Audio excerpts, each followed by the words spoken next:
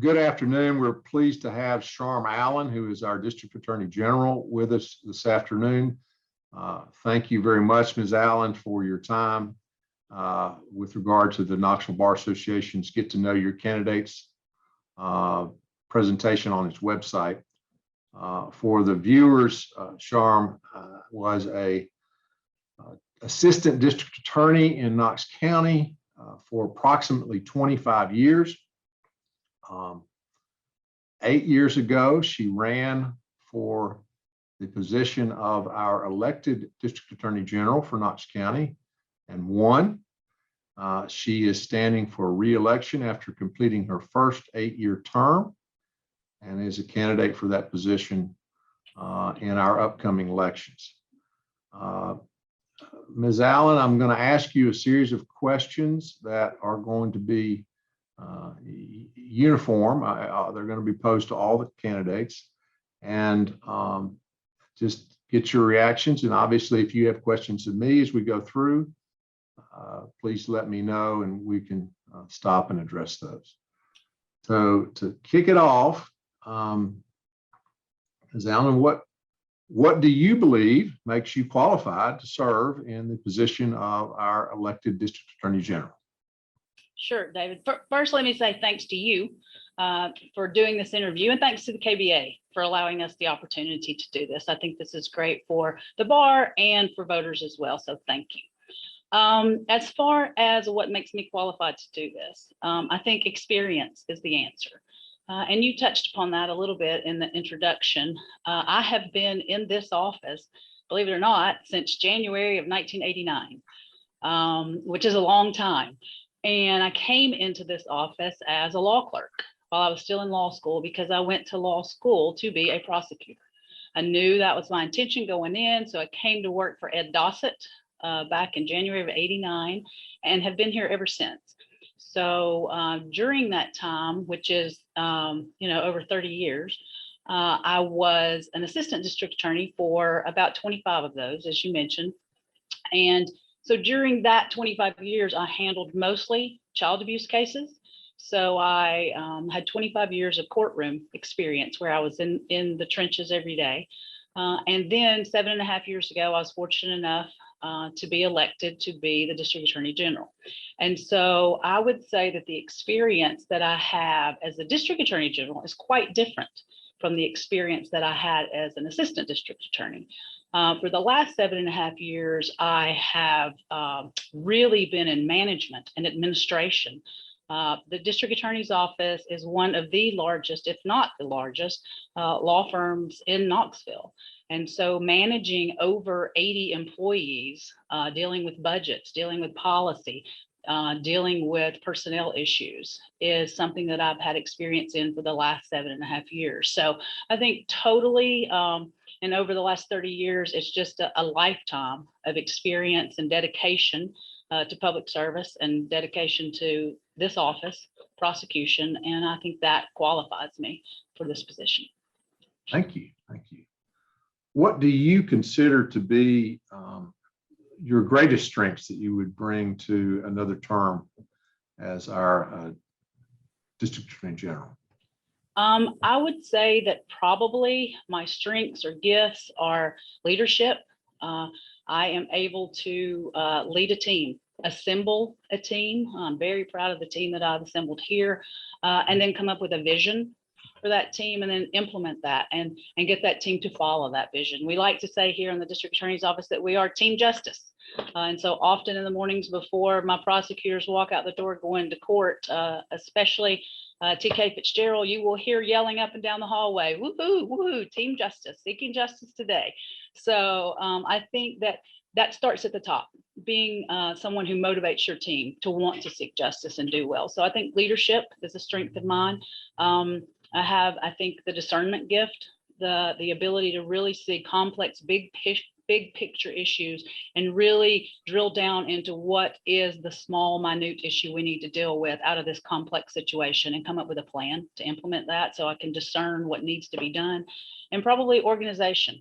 I think that is probably something that I am gifted with, and you have to be organized in this position because I am a member of our Tennessee District Attorney General's Conference on a state level. And so I have many responsibilities there. I'm on very many committees there. And so I'm in Nashville doing that. I'm then running the office.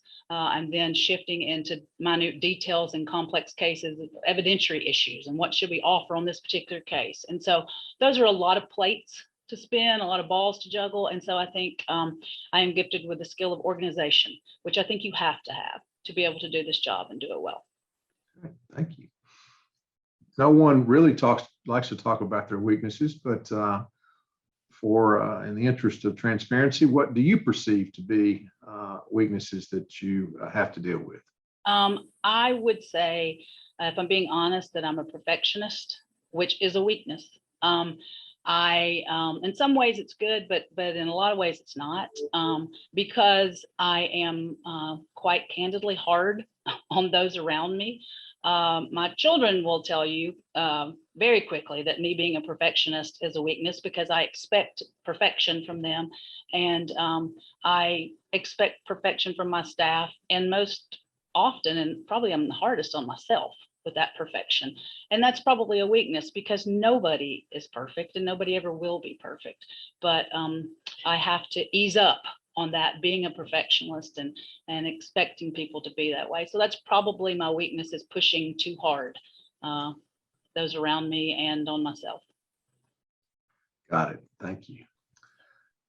So what have you found to be the most effective methods for improving court procedures and efficiency? Obviously, your staff is in our courtrooms every day in both the criminal and general sessions level.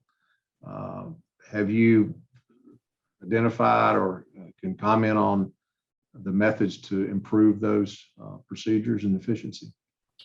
Well, I think that, yes, as far as improving my office and our efficiency in dealing with the criminal court system, I think that when I came into office, one thing that I did was restructure the office into smaller groups or units. We have over 40 attorneys and the same number of support staff. And so instead of just letting everybody prosecute all kinds of crime, I think it's much more efficient and much more beneficial to structure us in a way to where we are broken down into specialized units, only particular types of crime. And so in doing that, you get a better product. Let's say, for example, we have a domestic violence unit where my prosecutors and victim witness coordinators in that unit only focus with domestic violence victims.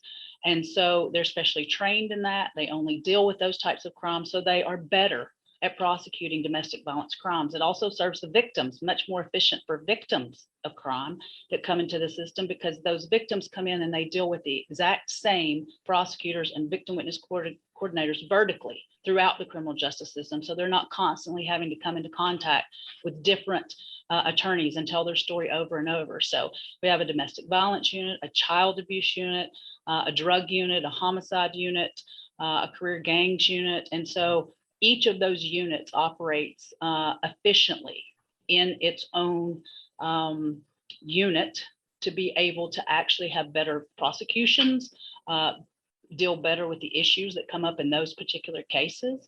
And also they really serve our victims in a much better way. Thank you. Do you have thoughts on things? You've laid out a baseline of various organizational units, and these two questions are related. One is, what thoughts do you have on taking it to its next level or improving on court procedures and efficiency? And along the same lines of additional improvements that you would recommend for the future of the criminal justice system as a whole? Improvements to the system as a whole and to this office, I think, ironically, COVID really highlighted some of those improvements that we needed to make and forced us to make those improvements, because I think technology is really an answer in both my office and in the criminal justice system as a whole, is us really embracing technology more. And COVID forced us to do that. We as a system here in Knox County really work together. We're very fortunate to have stakeholders here in the criminal justice system locally that work together, that problem solve together, come up with solutions together. Mike Hammond has done a fantastic job of revamping our court system and bringing us into the 21st century, helping us with those technology needs. And so the Sheriff's Department is currently building out a video room at the detention facility, so we can now come into court virtually. And so I think that's an improvement that we made and was hurried along because of COVID, but I think we still have strides to go.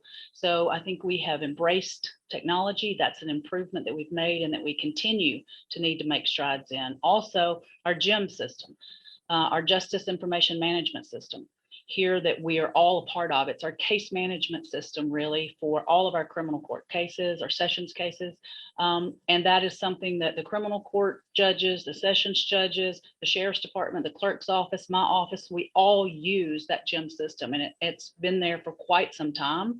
It's very old technology and it needs to be improved. And so it is something that assists us greatly with our job and with running the court system, and we couldn't do it without it, but it needs to be updated. And so I think all those stakeholders, all those team members are coming together to work on improving that. And I think that would greatly improve the efficiency of our court system. We're also working on a mental health court. I was fortunate enough to be tapped by the mayor to be on the committee where we're actually looking at building out a mental health court. And I think that by doing that, creating a mental health court, that will also help us to be more efficient in our system, because as you know, David, so many of the individuals that we come across in the criminal justice system are really suffering from mental health issues. And many of them don't need to be in the criminal justice system, quite frankly. Those that are there where they really aren't committing a crime. It's really a low level offense that we have them in on because we don't really deal with them efficiently in the mental health system. And so I think by having a mental health court here in Knox County, it will allow us to deal with those individuals and get them the treatment and the help that they need, and then free up more jail beds and more space in the system for us to really focus on the violent crimes, the serious offenders that we need to be focusing on. So I think there are a lot of things, technology,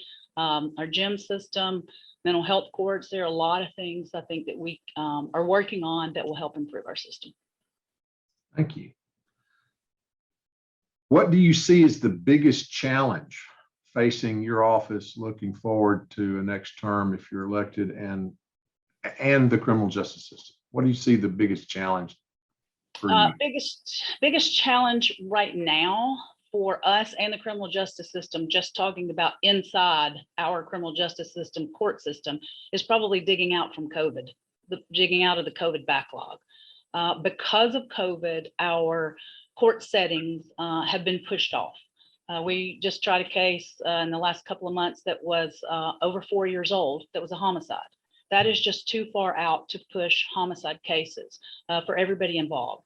And so we need to be able to try those, but our criminal courts are working around the clock. My prosecutors are trying cases left and right to try to get through that backlog. So I see that as a challenge. The sessions level is seeing that COVID backlog in that we have caps currently set across our sessions courts, and those caps are causing us to set cases out sometimes 3 and 4 months, and it is just too far to set out say a domestic violence victim.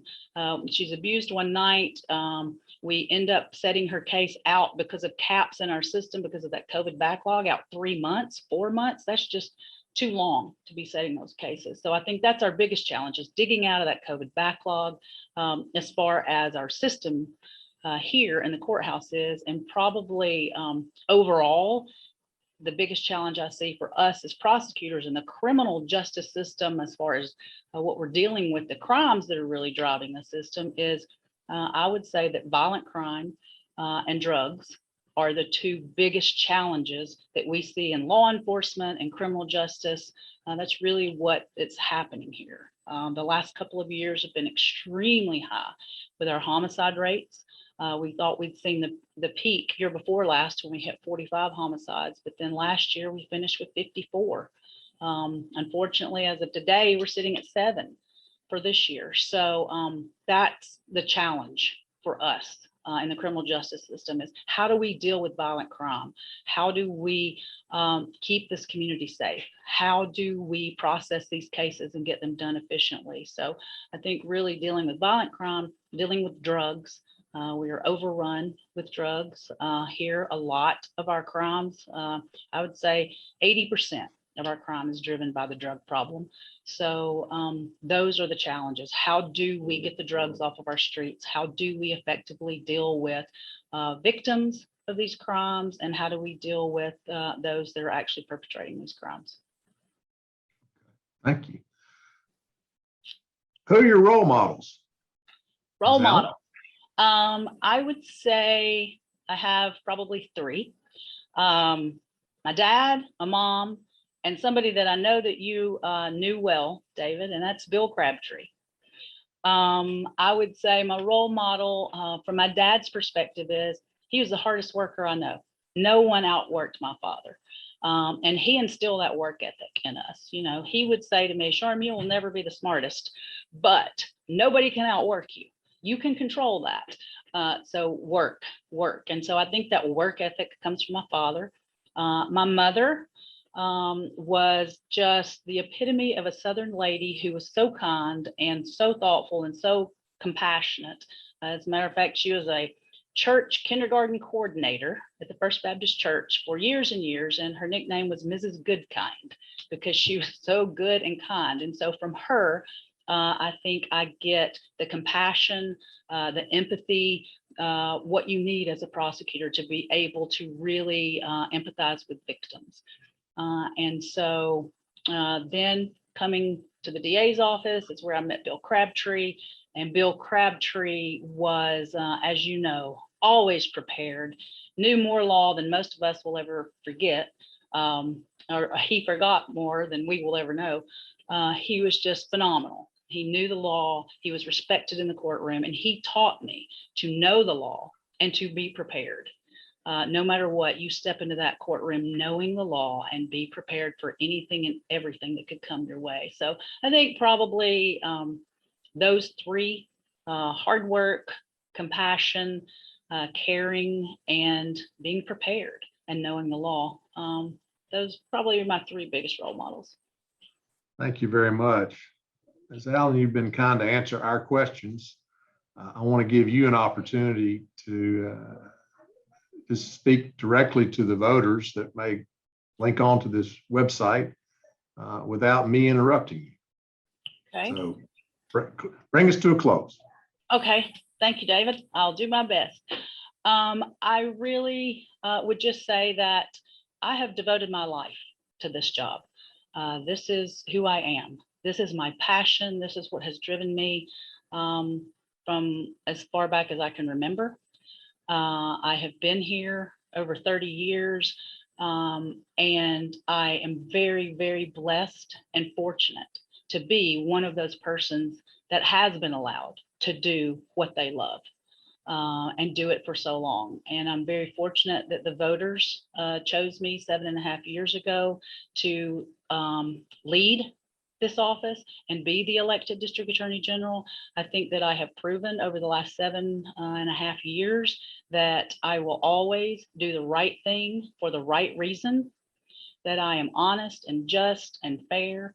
And if the voters so choose, I would be so blessed and honored to be able to continue to do this job that I love, this job that I truly feel that I was built for.